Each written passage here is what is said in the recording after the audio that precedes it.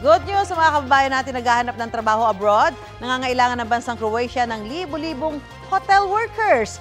Balitang hatid ni JP Soriano. Magkaklase sa housekeeping course sina Rowie at Chris at sabay nakakuha ng National Certificate 2 o NC2, isang requirement para makapagtrabaho bilang skilled worker sa abroad. Ngayon, nakaschedule na sila para sa final interview bilang room attendant sa isang hotel sa Croatia.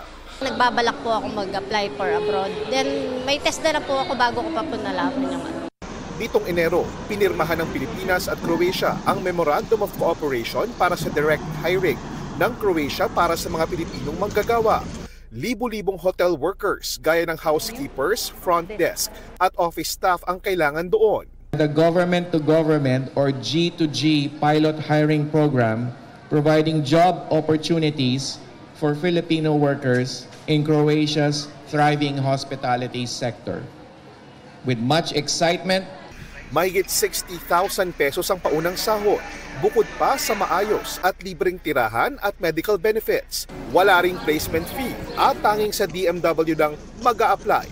Kaya di na ito pinalagpas ni Chris. Kahit anong sipag mo, kung ganito lang sinasahod mo ng Manila rate na nga, pero mababa pa rin po, hindi pa rin po sapat para sa pangangailangan ng pamilya.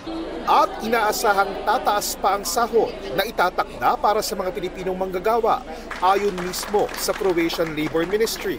Salaries in Croatia are really going up. In that sense, they are roughly around 97,000 pesos. We really want to match talent with jobs but provide for safety.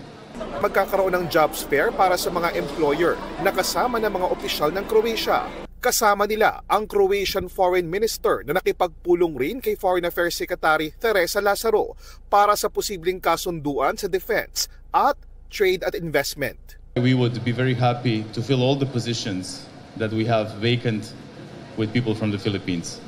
Muling paalala ng DMW, huwag mag-a-apply sa mga trabahong inaalok sa social media, pati na rin sa mga cross-platform instant messaging apps para hindi mabiktima ng illegal recruiters at human trafficking. Tignan muna kung aprobado ang job orders at kung lisensyado ang recruitment agency sa website ng DMW. JP Soriano, nagbabalita para sa GMA Integrated News.